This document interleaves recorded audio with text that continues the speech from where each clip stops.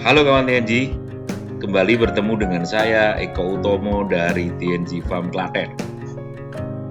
Nah, pada musim kemarau saat ini, saya akan membahas tentang topik rumput pakcong dihantam kemarau, sehingga akibatnya produksinya jadi rendah dan mengancam ketahanan pangan dari peternakan Anda. Nah, apa yang harus kita lakukan? Apa yang harus kita siapkan? Saksikan video ini sampai selesai. Selamat menyaksikan.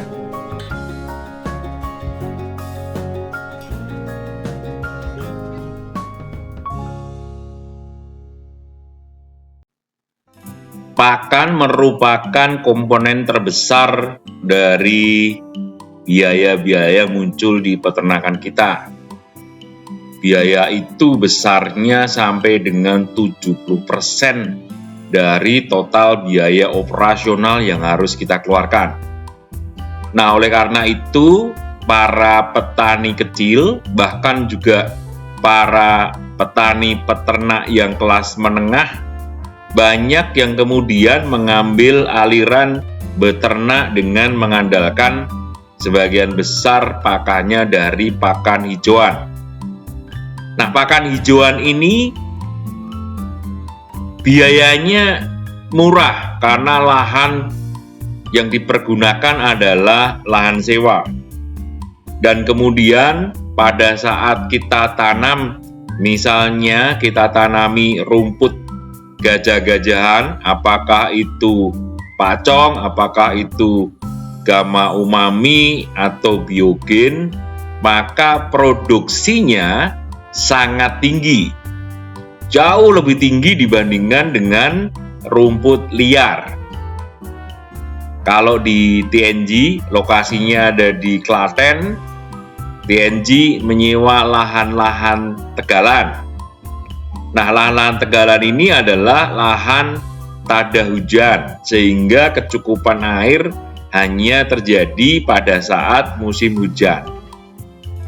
Pada saat musim hujan, produktivitas dari rumput pakcong dan gamma umami yang ditanam oleh TNG besarnya 5-10 kilo per meter persegi lahan yang ditanami rumput. Pada saat ini TNG menyediakan 2 hektar khusus untuk lahan rumput. Jadi kalau 2 hektar itu sama dengan 20.000 meter persegi. Nah, rumput di lahan kelolaan TNG itu setiap 8 minggu atau 2 bulan sekali dipanen. Sehingga misalnya tadi ya, produktivitas 5 sampai dengan 10 kilo per meter persegi, saya ambil produktiviti yang paling rendah 5 kilo per meter persegi pada saat musim hujan, maka akan menghasilkan 5 kali 20 100 ton setiap kali panen di dalam jangka waktu 8 minggu.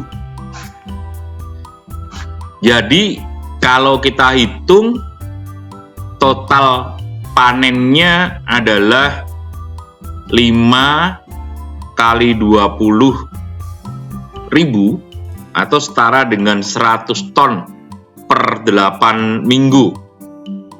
Nah, pakan rumput ini sangat murah. Tadi seperti saya bilang, sewa lahannya masih relatif terjangkau. Kemudian pupuk juga kita ambilkan dari hasil kohe dari kandang sendiri. Kemudian kita taburkan di lahan kita masing-masing pada saat sesudah dipanen.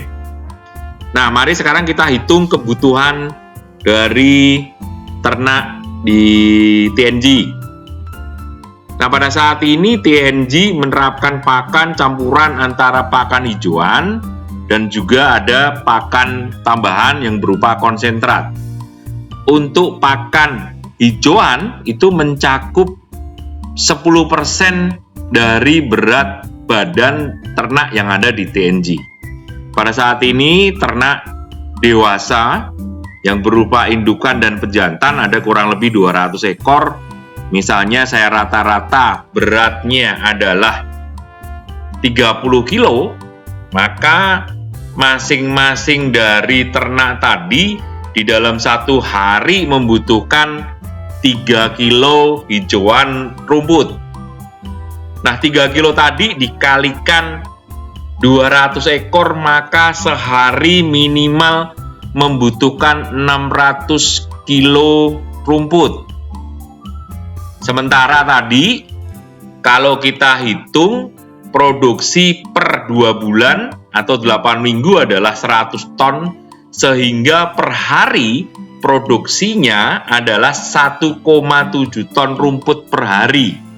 Sementara kebutuhannya hanyalah sekitar 600 kilo per hari.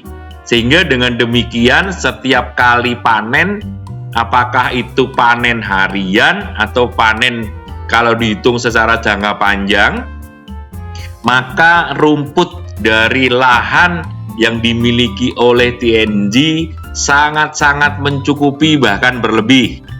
TNG seringkali menjualnya dan seringkali juga membuatnya menjadi silase dan bisa menjualnya juga silase kepada para peternak lain. Sehingga dengan demikian pada saat musim hujan, kebutuhan rumput bagi para ternak di kandang TNG sangatlah aman. Bagaimana halnya jika kondisinya Jawa Tengah, khususnya Klaten, sedang dihantam kemarau seperti saat ini? Yuk, kita coba hitung ya.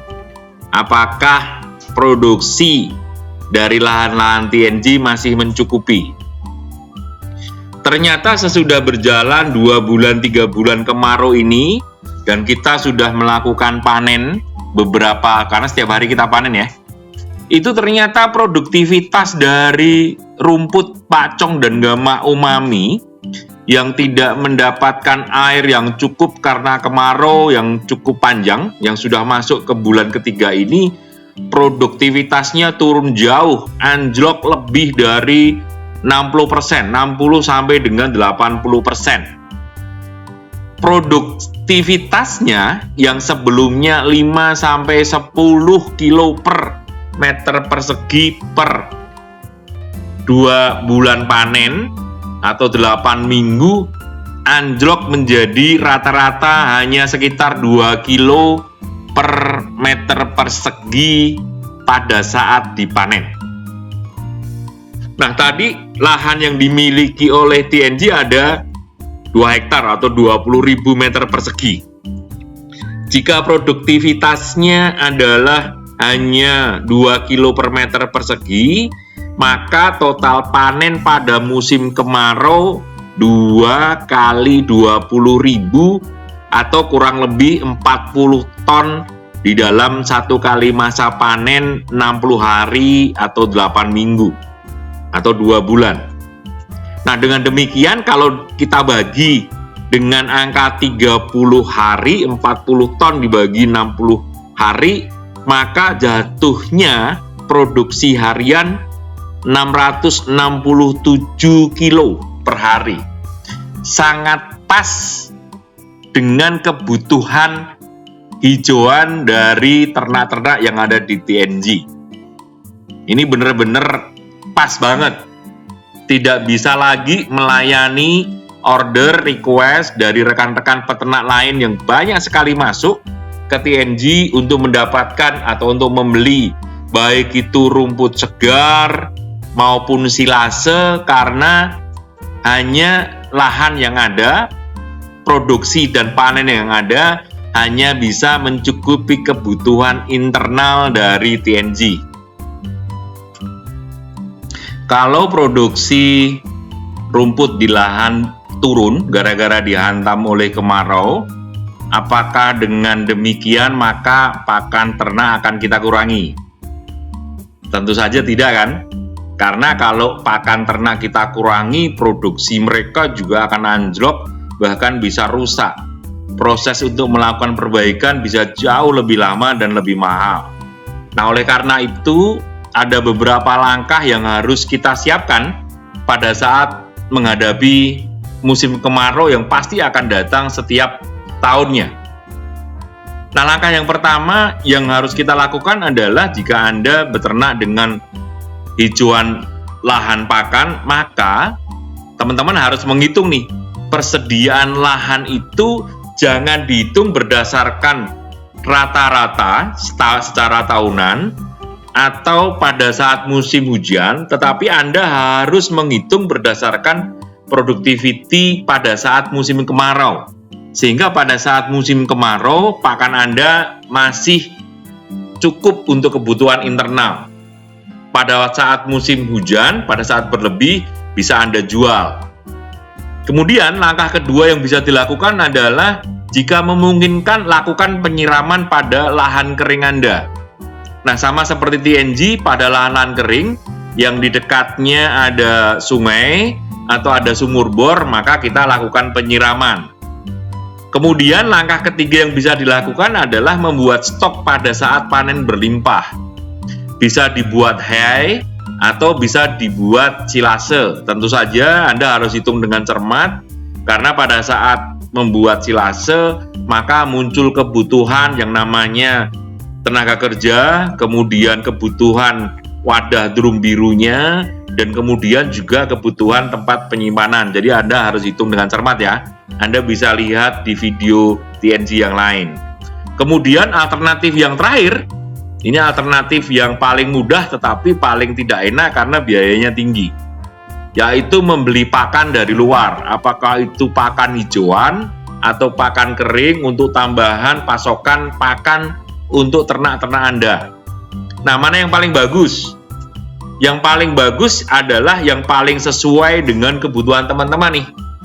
Apakah Anda menyediakan lahan yang pada saat musim kemarau mencukupi, atau Anda membeli pakan tambahan dari luar? Saya serahkan kepada teman-teman semua. Yang penting kita harus hitung dengan cermat, sehingga dengan demikian pada saat musim kemarau yang panjang, Anda tetap merasa tenang dan aman. Kan nggak lucu ya, kita beternak untuk mendapatkan kebahagiaan, tapi pada saat musim kemarau kita deg-degan, cemas, karena pakan untuk ternak kita kurang. Oke, rekan-rekan, saya doakan di musim kemarau ini Anda tetap nyaman, tetap berbahagia, dan bisa senyum-senyum karena persediaan pakan untuk ternak Anda tercukupi. Sampai ketemu di lain kesempatan di video berikutnya. Jangan lewatkan ya. Salam sukses, salam bahagia, dan salam sejahtera buat Anda semua. Semoga musim kemarau bisa kita lewati bersama-sama dengan baik. Sampai ketemu.